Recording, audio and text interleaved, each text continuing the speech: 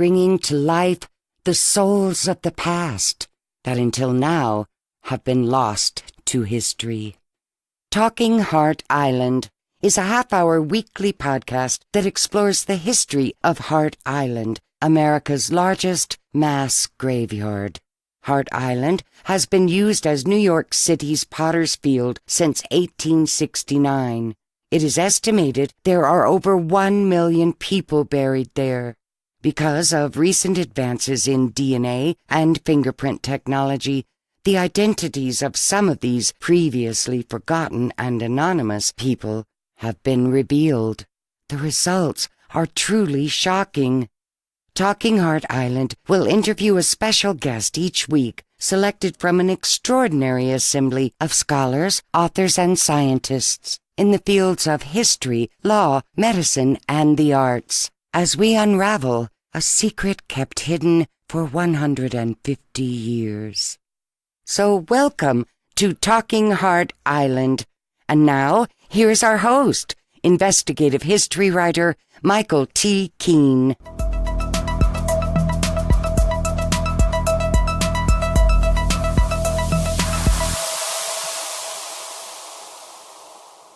Thank you very much, Norma Jean. And this is Michael Keene, and we are Talking Hart Island. Today's episode is brought to us by the Cheshire Union Gift Shop, which is a renovated farmhouse filled with antiques and handmade gifts located in Cheshire, New York, right outside of Canandaigua, and the Greece, New York Historical Society and Museum. Discover, research, and preserve. One more quick thing before we begin. We've been asked how can you listen to previous episodes of the Talking Hart Island podcast, and you may do so by simply logging on to our website, michaeltkeene.com. What would become the largest Atlantic storm on record swirled up violently from the Caribbean, creating a devastating oceanic force that at its zenith reached 900 miles across and 1,000 miles long. This hurricane, or superstorm, as it was later characterized, was about to lay waste to the most populated corridor in the United States. The name of the storm was Sandy. Sandy set her sights on the most populated area on the continent, the island of Manhattan. The storm caused billions of dollars in damage, destroying property, eroding shorelines, in some cases destroying 50% of beach sand on barrier islands, dumping 10 million gallons of sewage into the water and killing 25 people. Hurricane Sandy revealed deep flaws in one of the world's greatest metropolises. And most shocking of all, it would reveal a secret kept hidden for over 150 years. And to help us understand this storm, I can think of no better expert than Dr. David A. Robinson, distinguished professor at Rutgers University, the New Jersey climatologist. Dr. Robinson's primary research interests include climate and regional climate change issues. Dr. Robinson's academic interests in the classroom include teaching courses such as Earth System and the Global Climate System. And Dr. Robinson, good morning and welcome to Talking Hart Island. How are you? Good morning. I'm fine. Thank you. Thanks for having me on. How's the weather where you are? It's lovely here on a late July day with the humidity low and the sun shining brightly. A little bit different than a lot of the storminess we've had of late and the heat and humidity we've had of late. So I'll take this weather any day. Okay, great. You know, I had this vision that you were about maybe 6, 7 years old and you were in your bedroom and your parents came in and asked you what you wanted to do when you grew up. And you said you wanted to become the chief or the New Jersey climatologist. How did that begin? How did you end up in the field that you're the expert in? Yeah, that's a great question because I've often said if I knew of this position when I was growing up, it was what I would have wanted to be since I grew up in New Jersey. Right. I had a love of weather and climate since I was a little kid. When I went off to college, I majored in geology, but was really doing Earth system science at a time when it was yet to be called that. And then went on, got a PhD at Columbia University's Lamont Doherty Earth Observatory, which is, again, talks about Earth system science, and got to Rutgers a little over 30 years ago. And several years after coming here, I was appointed state climatologist when my predecessor retired. I am a professor first and foremost, but I have now sat as state climatologist for almost 28 years. And so you developed this interest as you were growing up. I mean, what sort of things would you have been interested in or doing when you were growing up that maybe the rest of us might have been doing something else?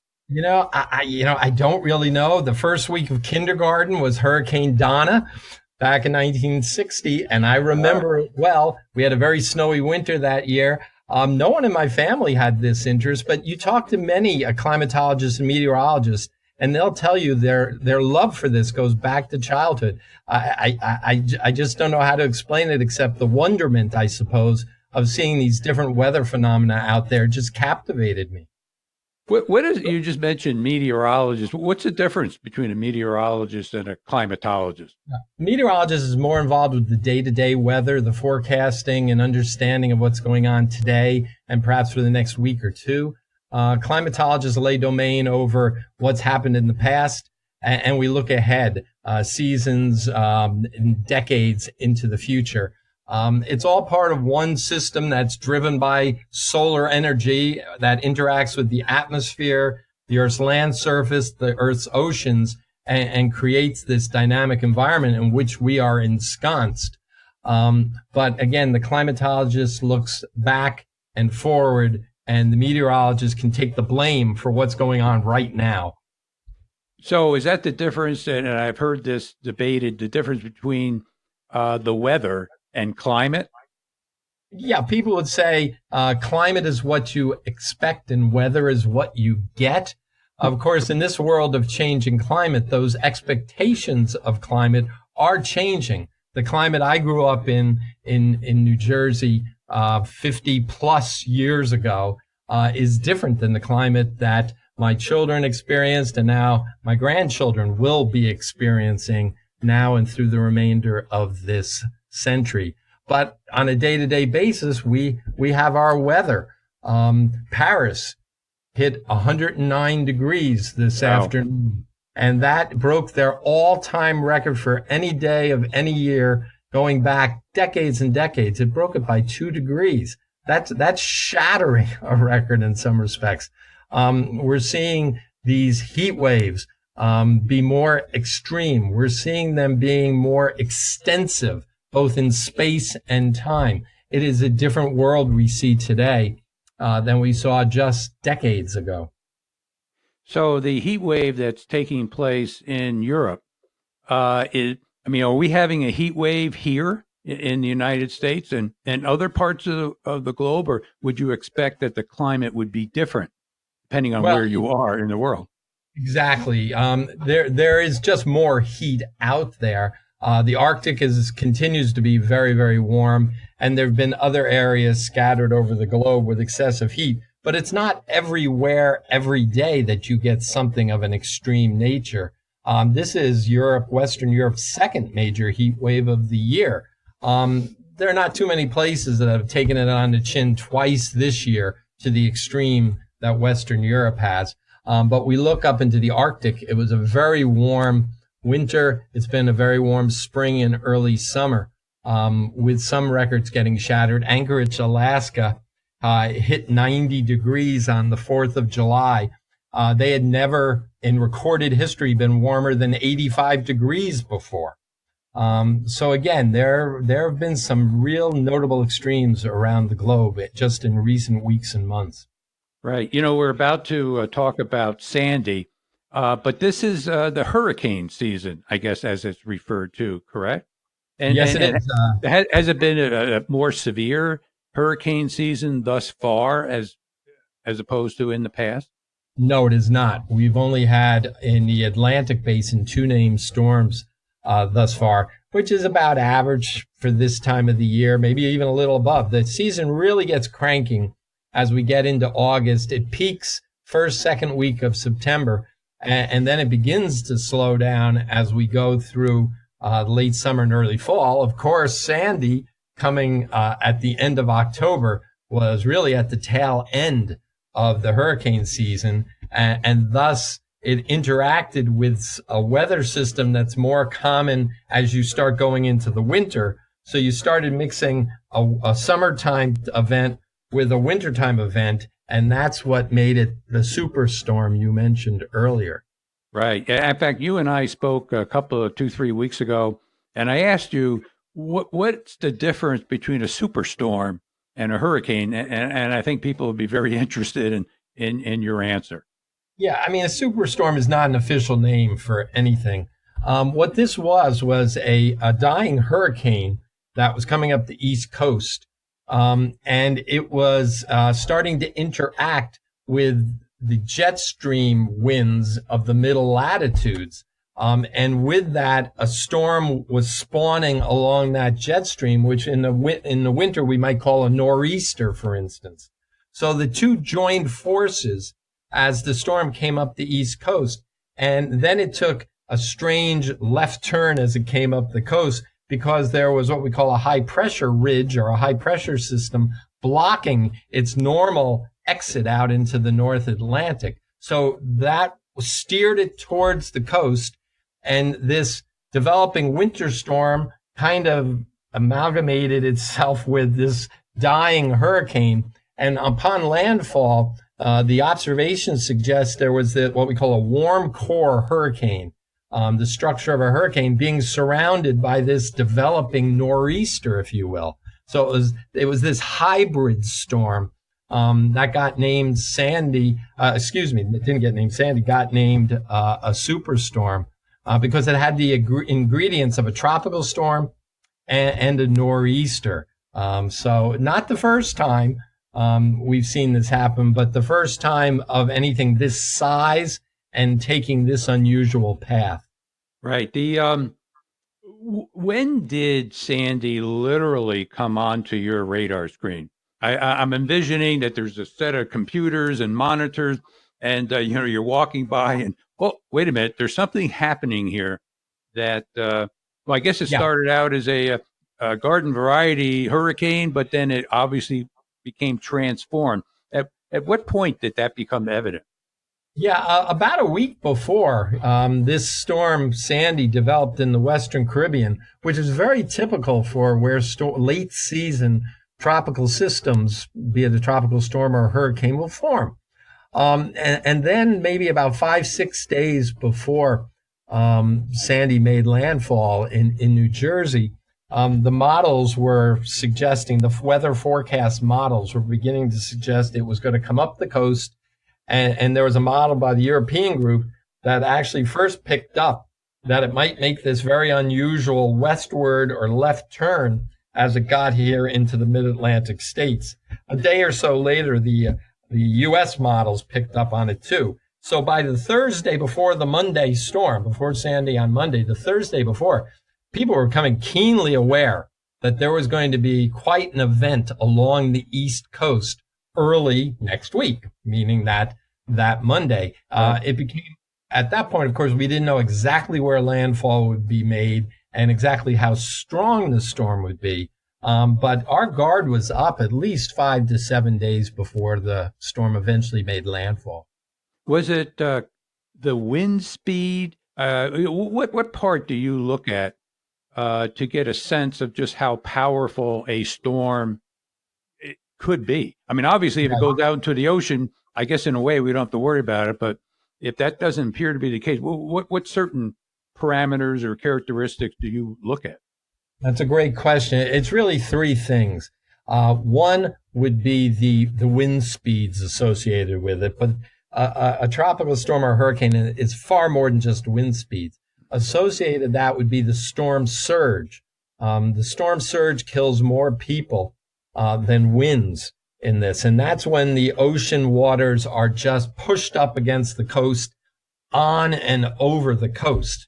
And then the third characteristics would be the rainfall the precipitation coming from the storm, which is often the worst case inland, where you have freshwater flooding of rivers. So it's really that triple punch of wind, ocean storm surge, and the potential of heavy rain and inland freshwater flooding.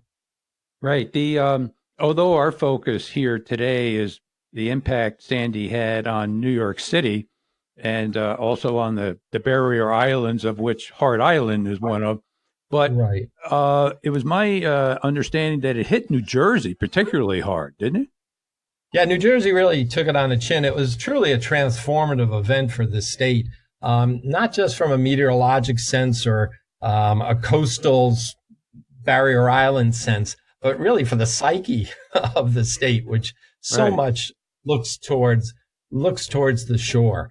So yeah, it was a devastating storm for New Jersey, and certainly the New York metropolitan area of Connecticut and New York City and nearby environments certainly was greatly impacted as well. But no doubt, one of the most dynamic and damaging and deadly storms on record in the state of New Jersey. Well, you had those, maybe you can call them iconic films of Governor Christie walking the beaches with President Barack Obama, which I think he received some heat for. But anyway, there's kind of like almost the politics of hurricanes, which my reading of history says that's happened more than once. Are you like somebody who's really into other hurricanes or other storms? I mean, this is something that you enjoy researching? Sure. Other storms interest me. My particular research interests are in global snow cover. So I'm more of a polar scientist in terms of my research. So I'm just fascinated and involved with research going on in the Arctic when it comes to sea ice, glacial ice, and snow cover. But when it comes to looking at the mid-Atlantic and New Jersey in particular, I'll take all comers.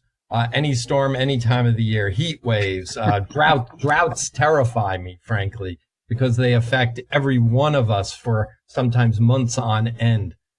So I'm not saying I enjoy all of it, but I'm certainly keenly interested and aware of it. Well, your travels have taken you to, is it the North Pole? I've never gone that far north. Okay. I've been in Alaska, and I do a lot with satellite imagery of polar regions. Right. So that's how you calculate, again, Arctic sea ice. What would it be? The actual thickness or lack thereof that would give us concern? Yeah, it's the extent of sea ice, or conversely, the extent of open water in the Arctic. And it is also the age or thickness of the ice as well. My particular interests are in the coverage of snow, which over northern hemisphere lands can be as much as approaching 50 million square kilometers in the middle of winter. And in the summer, it's mostly just on top of some glaciers and the Greenland ice sheet, a few million square kilometers. So it's an incredibly important variable affecting the climate system. And we're seeing, for instance, snow melting out earlier in the spring in recent decades than earlier in the satellite era of the late 20th century, and even beyond that. So studying or looking at melting snow, what about new snowfall? I mean, has that changed over the years? We're getting less snow, or is it just that it's melting sooner?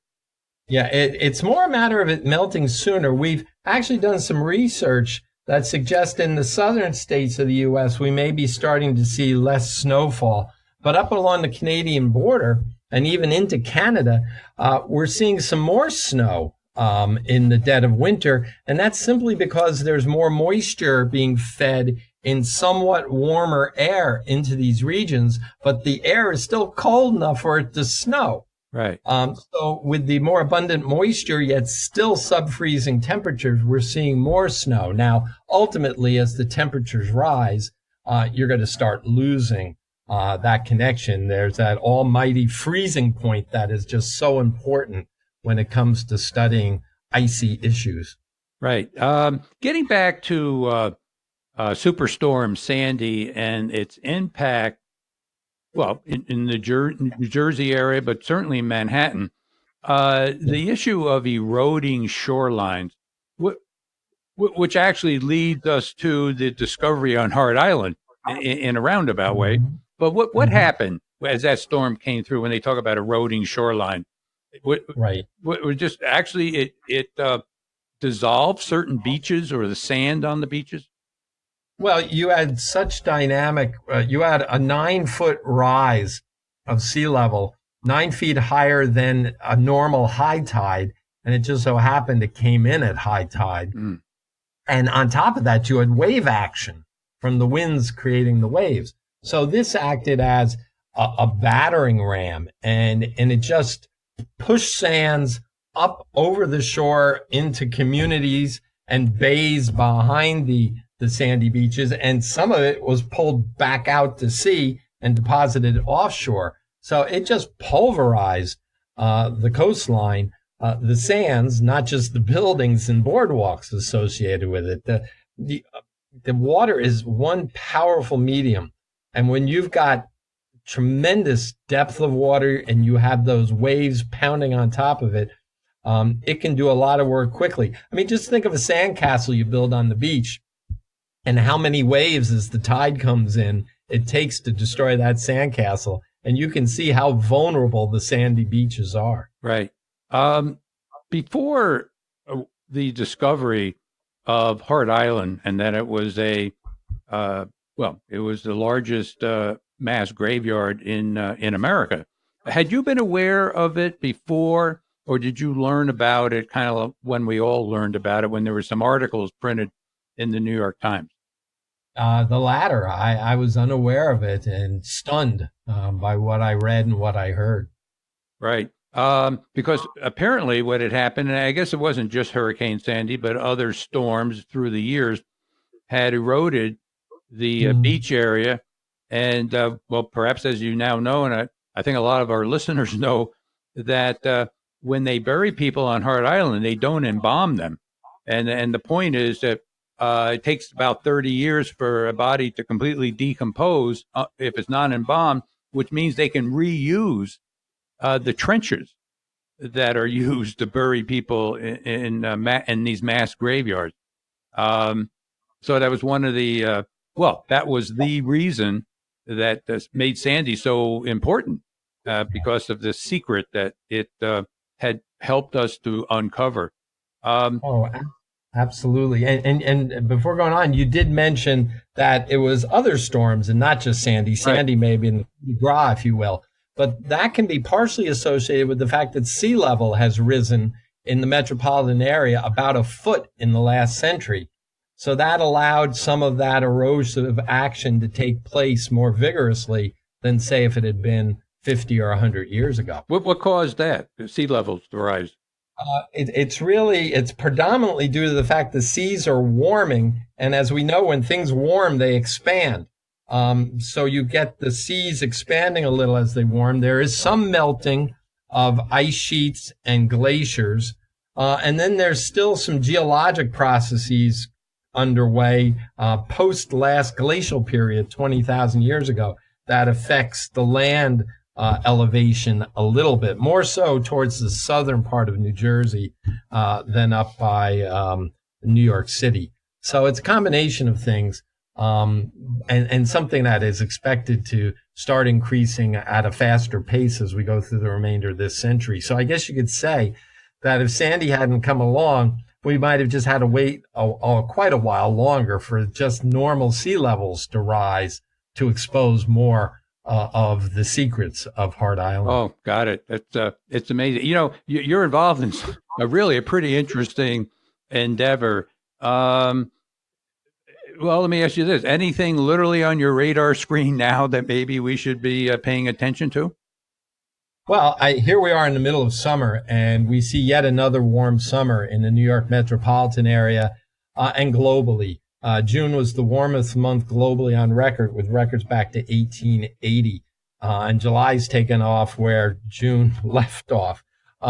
Here in New Jersey, this is likely to be one of the 10 warmest summers on record. And already 11 of the 15 warmest summers going back to 1895 have occurred here in the 21st century.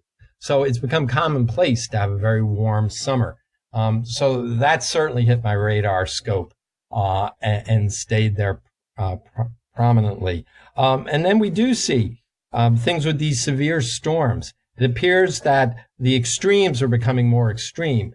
Some of the run-of-the-mill storms may not be changing that much, but when all the ducks align, we've got more warmth in the atmosphere, thus more energy.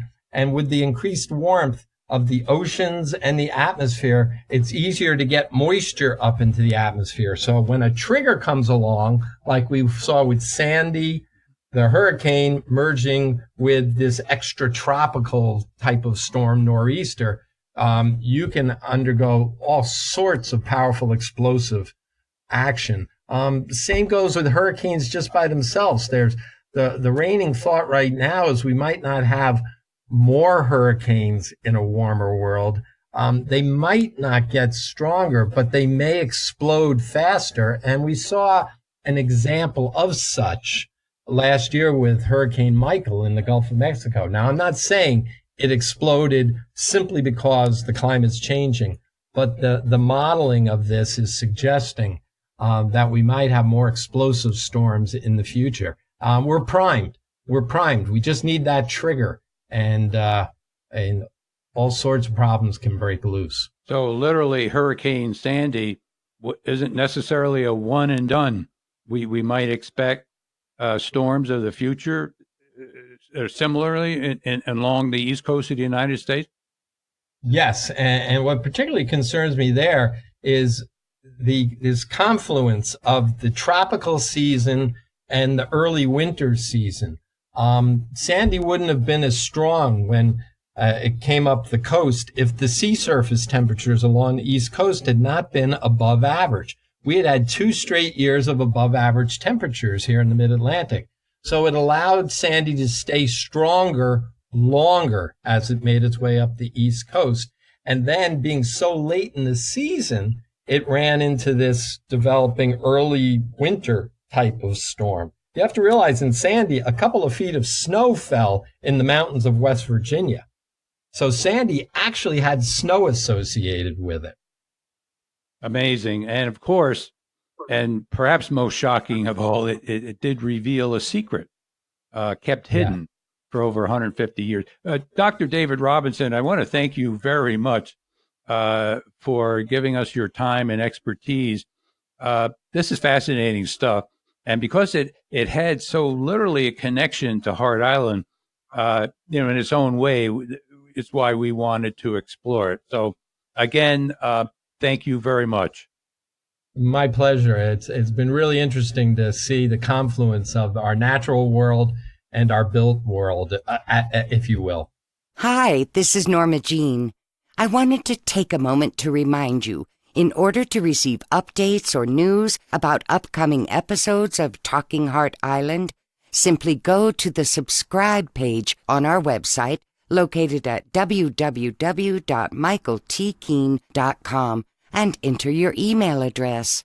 If you have any questions about the podcast itself or simply wish to contact any team members for book inquiries, voiceovers, website or graphics design, use our contact page, also found at www.michaeltkeene.com. And if you're enjoying the show and would like to give us a review, please do so at iTunes. We would greatly appreciate it. So until next week, this is Norma Jean, and we're Talking Hart Island.